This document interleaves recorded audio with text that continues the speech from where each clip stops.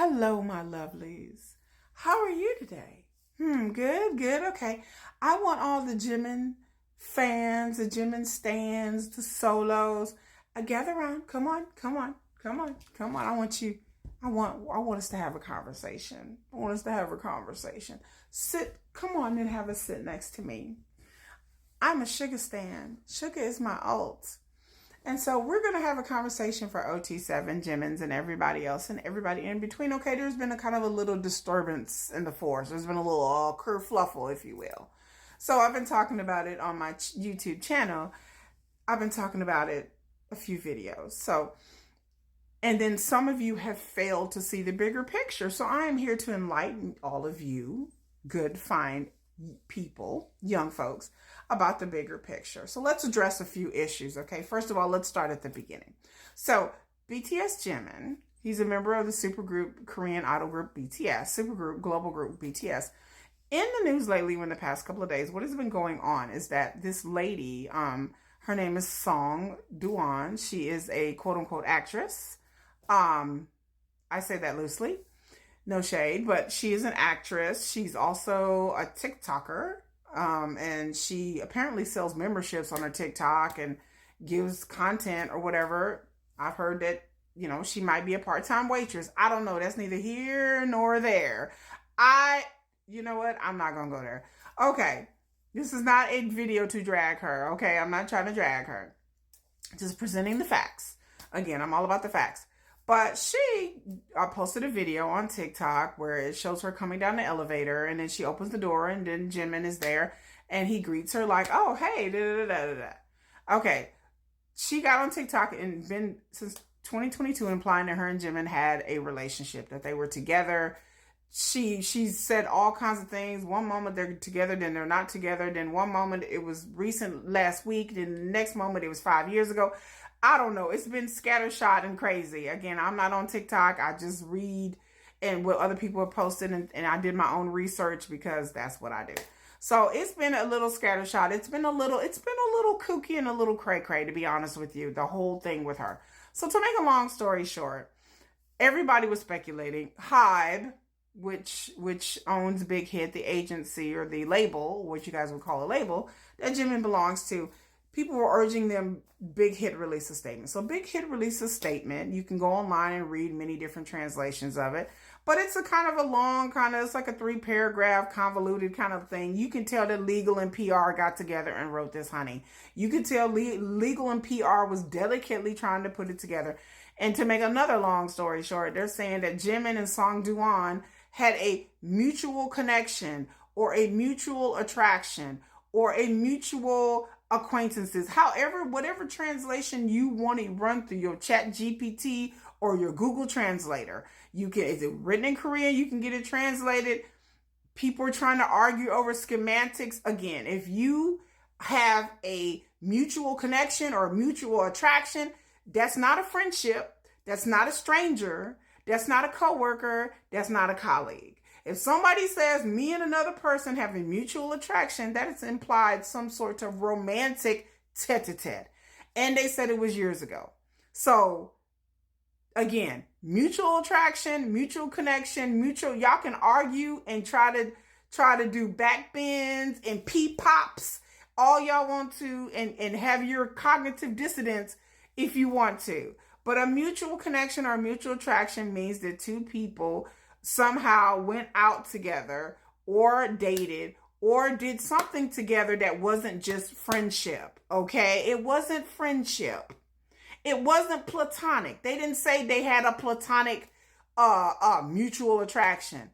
A mutual attraction, it is what it is. I see you, you see me, we like each other, bada boom, bada bing. So Big Hit was trying to delicately say that these people had something. I've said it on my channel, just speculation and allegedness. Again, it's just alleged that I feel like it was nothing serious. It didn't last that long. Maybe they went out on a few dates or whatever. The evidence that Song Da-eun has presented in her previous, she's been doing this since 2022. Like I said, she's presented other pictures and evidence. I've looked at the pictures, high, low, up, down, side, left, right. And again, I'm objectionable because I am not Delulu. So I'm like, okay, I'm not a shipper. I'm not Delulu. Looking at the evidence now, the matching iPod cases. That's neat. I mean, anybody can fake that, and it's neither here nor there. But pictures and videos she posted, you hear a man in the background. It sounds like Jimin. You see his shadow. It looks like Jimin. A guy walking. It looks like Jimin. The elevator. It was Jimin. The way he greeted her was not the way a person would greet somebody that they didn't know or wasn't expecting to see or anything like that. He did look a little shocked that the camera was up in his face when she opened the elevator. But again, the way he greeted her and talked to her in a very informal manner was a way, again, if you know Korea and Koreans, you can tell that when there's a way of talking to people, which I won't get into the nuances of, Korean communication, but there's different ways that you talk to people based on their age, based on their status, based on your relationship with them. And he talked to her, again, like you would talk to somebody that you know or you hang out with or that you're friends with. It was very informal. So that's how you know that they knew each other. She didn't like ambush him. He wasn't like, oh my God, who are you? It was none of that. It was like, oh, geez, hey, like, I think she said something like, I was waiting for you, or I wanted to come in and meet you. And he was like, oh, okay. So it was obviously they had some sort of interactions with each other beyond just friendship, beyond being a stranger, beyond just running into each other. No, Hybe, i.e. Big Hit, has confirmed that yes, they had something. They had a mutual attraction, a mutual connection. Mutual connection means two people, I like you, you like me. And when people like each other, God, I guess I'm sad that I have to explain this, but when two people like each other, okay, they interact and they go out and get to know each other. When when two people are attracted to each other, they go out on dates and then they hang out with each other, trying to get to know each other. And sometimes they have intimate time. So yes, it's sad that I have to explain this to people, because people are like, well, it didn't really say that they dated. I'm like, well, what is a mutual connection? If I meet a man and be like, oh, we had a mutual connection, in any world or any language, people be like, oh, well, you guys are you guys dating? Did you guys hook up? That would be the next question that people would ask. Again, there you go. Then some people were talking about, well, Jimin didn't release a statement. That's the most asinine thing I've ever heard. First of all, no agency would release a statement without going to their idol or their client and being like, how do you want us to handle this? Or this is how we think it should be handled. This would be a mutual conversation between Jimin and Big Hit and his management team. And they have PR teams. They have lawyers. We are not talking about some Nugu agency or some agency that was just created a couple of years ago with a bunch of bunk groups. No, we're talking about Hybe and Big Hit. We're talking about one of the big four. They have PR people, media teams. They have people that was already on this in 2022. This ain't brand new to them. She's been doing this since 2022. The moment she started leaking things, their PR team, their crisis team, went into like, well, what are we going to do? Should we ignore it? Maybe we shouldn't say anything. They're going to go straight to Jim and be like, how do you know this person? That's the first thing that they're going to do. And they're going to ask Jim and what happened, what are the details, because they have to know that information before they decide whether or not to release a statement or not. And this is the first time they release a statement. And Hybe has released its Big Hit or Hybe have released statements before in other situations. With Jungkook and Suga is just two examples where they were suspected of dating someone and certain things. And so, yes, the agency did step forward, which they hate to do, but they will release a statement if they absolutely positively have to. So yes, no agency will ever release a statement without confirming with their artist. And no artist would release a statement without confirming with their agency. I'm like, what y'all think this is? This is a business. A lot of times agencies have it in their contracts and their clauses saying that anytime there's any type of like publicity crisis situation, that there are steps that they have to take. A lot of artists will have this in a contract. I don't know BTS's contract. I don't work for Hybe and or Big Hit. So I don't know Jimin. Surprise, surprise. Woohoo. But I can't tell you what he has or don't have in his contract. But I'm just saying from what I know about the industry, these are things that could be possibly in contracts. But these are things that are not unusual. This is just what happens just happens in the business and happens in the industry. This is not shocking. The agency and the artist will come together and they will formulate a game plan and figure out what move they're going to take next. Anytime any kind of scandal hits, and that's just protocol. I mean, the agency is there to protect their asset. They're there to protect the artist in the best way, in their artist reputation, the best way that they can. Hybe and Big Hit has taken enough hits in the media, like on a corporate level, so they for sure don't want to take any hits with their biggest cash cow, which is BTS. BTS is their cash cow. Hybe and Big Hit will do anything to try to protect their assets, and BTS is their biggest asset. So if you think for 1 second that the agency is just like, this is no big deal, they're not going to let Jimin handle this. They're not going to let him take the fall and go down that path because he's already taken a hit for it. They're not going to further let him take a hit. Okay. Then there's things happen with JK, had someone break into his property. And so that's going on right now as well. So there's a lot of things going on with Hybe and Big Hit. But what I have to say is that the people can argue over what happened, what didn't happen. Jimin is a grown man. He should be, in a realistic, real world, be allowed to date. I had someone come in my comment section talking about, well, Korean culture. First of all, it's an insult to say that K-pop is Korean culture, because it's not. K-pop is just a small snippet facet of Korea. It's not even that popular. It's kind of a niche thing in Korea as well. K-pop and K-dramas are not Korean culture. People in Korea don't date like K-idols do. They have regular relationships. They hugged up on X and Facebook and whatever, just like regular people. So to sit here and say that K-pop is Korean culture is an insult. You must not know Korean culture. Considering that Korea has had hundreds and hundreds of years of Korean history, 3 kingdoms, they built their own language, Japanese occupation. Like, you mean to tell me that K-pop is Korean culture? Honey, I almost lost my mind when I read somebody say that. I was like, that is not Korean culture. Not dating is not even K-pop. You got people who love K-pop who've been listening to K-pop longer than I have. I've only been listening to K-pop since 2022. And they don't know nothing about K-pop. They don't know the history of K-pop. They don't know where K-pop came from. They don't know what the first, second, and third generation groups even did. I have 2 videos on my channel to talk about the history of K-pop and the history of K-pop choreography. I know the history of K-pop. If I'm going to like something, I'm going to do my due diligence and I'm going to like it. And I'm going to go all the way with it, honey. So don't tell me about K-pop. The dating thing, this is not something that's been around in K-pop since its inception. How long has K-pop been along? Not very long. Modern K-pop as we know it today has been around since the early 2000s. K-pop originated in the 90s with the underground hip-hop scene. That's where it originated, by the way. The dating thing, this has been accelerated by social media, I would say within the past 10 years. Idols used to date. They kept their relationships secret, but it wasn't that much of a secret. Fans did not sit there and have flame wars online because that infrastructure didn't exist more than 10 years ago.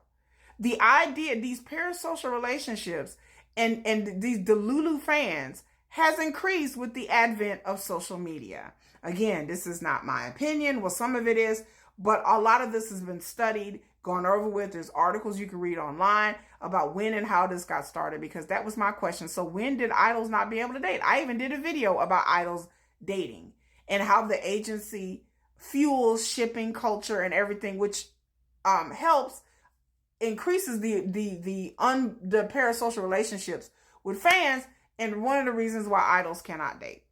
So the agency has done this as well. Has implied they've queer baited, they've done pink for capitalism, they've queer baited fans for years now. And this is part of like a K-pop agency's business model. This is like sometimes in their contract, skinship and fan service in their contract. They have literally, there's videos, tons and tons of videos online about about K-pop and queer baiting, and how skinship and fan service has had what it used to be cutesy little things like 6, 7, 8 years ago. Now it's turned into shipping culture. And the agency makes a lot of money by shipping members together. Shipping means a relationship is implied between two members, especially with boy groups. And so that has hindered a lot of people from dating, because the agencies realize, okay, if they're dating, we can't sell to the public that these two people are together. So the agency has a lot of hand in this. Y'all, this is set up. A lot of things that they do during concerts and behind the scenes and the hugging or the kissing or whatever, this is not a secret. I'm not telling any secret knowledge. There's idols out there that are former idols that have done interviews. There's staff members, there's people, there's tons of videos online. You can read about fan service and shipping and how this is set up by the agencies. Again, I'm not breaking any news here. I'm not telling anybody anything that's not out there that you can read. If you want to read about it, go and find about it. You want to read about queer baiting, there are plenty of content creators that have done video after video after video. Angry LGBTQIA fans who are angry because they are using their community doing this. There's a lot of homophobia in K-pop. So just let that marinate in your mind, that these idols, some of them may be actually not homosexual. Some of these may be homophobic, and they got to sit around and play like there's something that they're not. It's fake, it's disingenuous, and I don't like it. If two people are in love and two people want to be together, I don't care what color, race, gender, whatever you want to do it. But the idea that this is being played up by the agencies and played up by the idols themselves sometimes as well is out of line and egregious, and fans fall for this all the time, despite so much information out there telling fans that this stuff is set up. So it's to the point in my mind, the fans want to believe whatever they want to believe.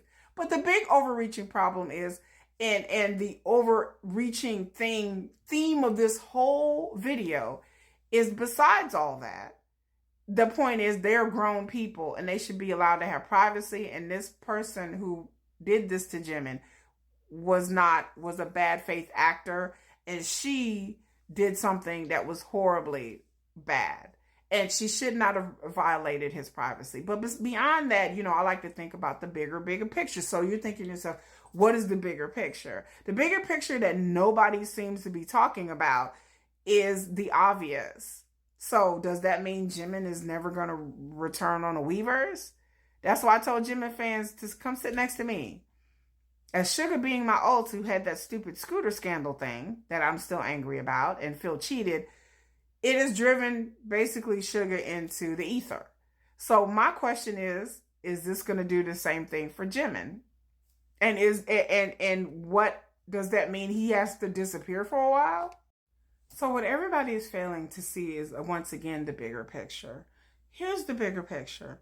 So is this going to make Jimin disappear? Because Jimin didn't do anything. He didn't do anything.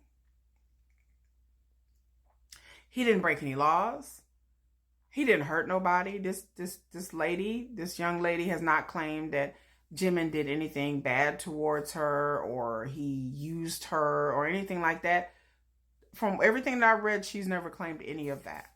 So my question is, so Jimin's gonna run and hide now? And so to all those Jimin stans, and even those of us who love OT7 and love BTS, I just feel like not again. Like, it's hard enough for Suga being a Suga biased person and Suga being my ult, and knowing that Suga, even though he wasn't a very sociable person anyway, but just the idea that just when I was getting started my journey with BTS, is that then this scooter thing happened literally a month later. So for me, when Suga was in the military, it was always my anticipation that he was going to get out the military and he was going to lay low for a little bit, and then eventually slowly but surely work his way out into the public. And he wasn't, like I said, he wasn't out there in the public anyway. But I felt very disheartened. And I know that's his decision. I respect his decision. If Suga never wants to come out into the public and he never wants to, you know what, I have no choice but to accept it. And just, there's plenty of videos. There's plenty of interviews. There's plenty of music out there for me to enjoy and move on. And then everybody else, I'll just live through y'all and watch some JK live streams or everything like that else. But I don't want that for Jimin. Jimin doesn't deserve any of this. From fans, from the media, from the anti-fans, he doesn't deserve any of this. Idols should be allowed to date. Idols should be allowed to have a crazy cuckoo ex. And everybody laugh it off and be like, oh, look at her. And she, boy, that girl, let me tell you, she crazy. Ain't she something? Yeah, girl, she's something. She up here posting videos like she desperate and thirsty. That's how far the conversation should go.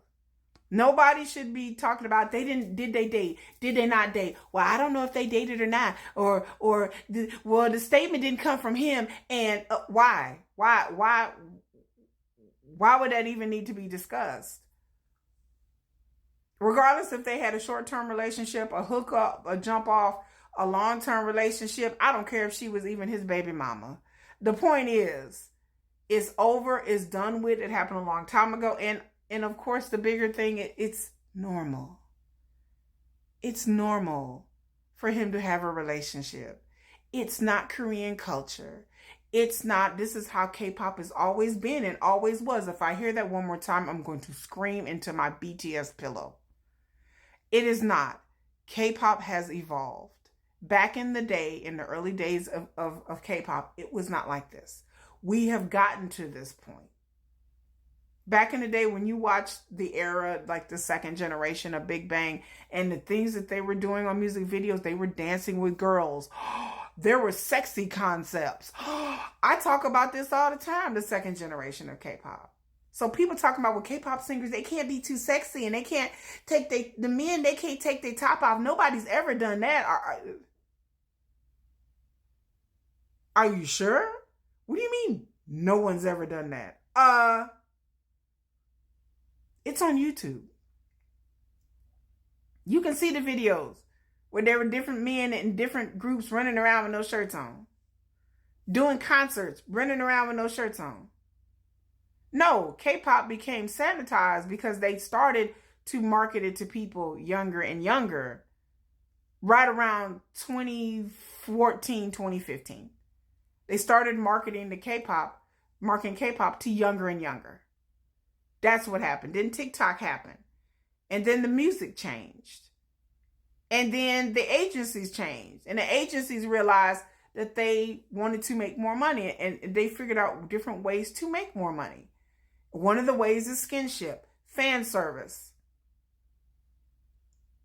That's one of many, many different ways that the agency started to standardize these things that people seem like they've been around forever. This has been around forever.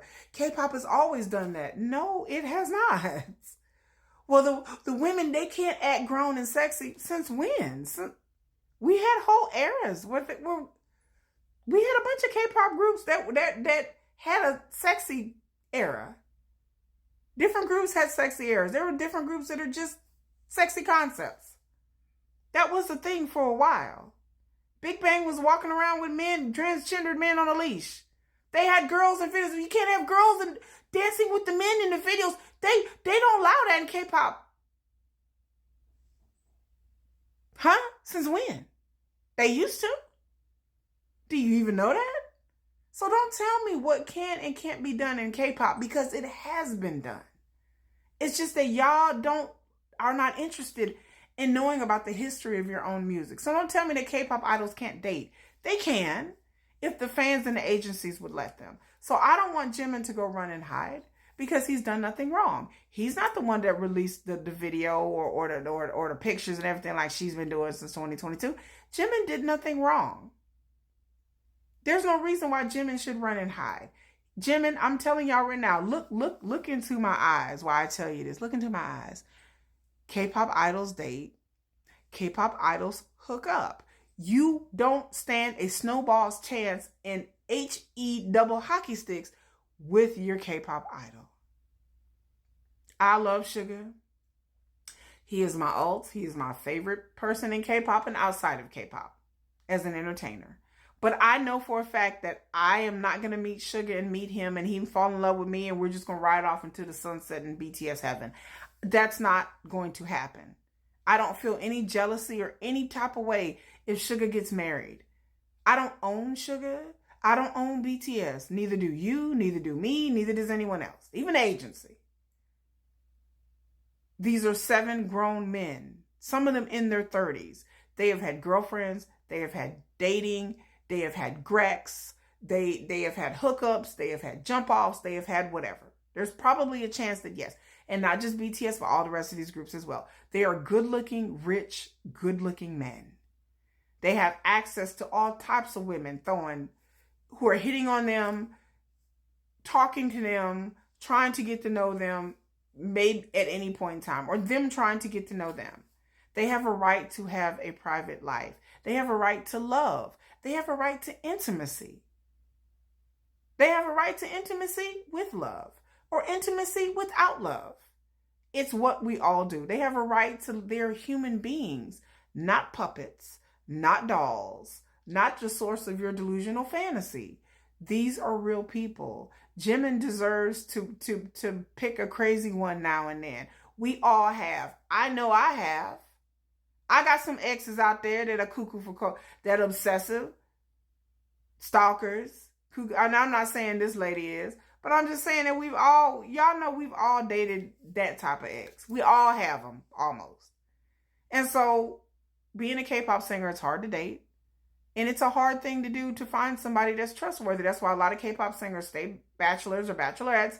They don't date, they don't get married, and they date people. They may live with somebody and then they keep it quiet or they just stay single for whatever reason because they can't find someone that they can trust is not trying to steal their money or blackmail them or ruin their reputation.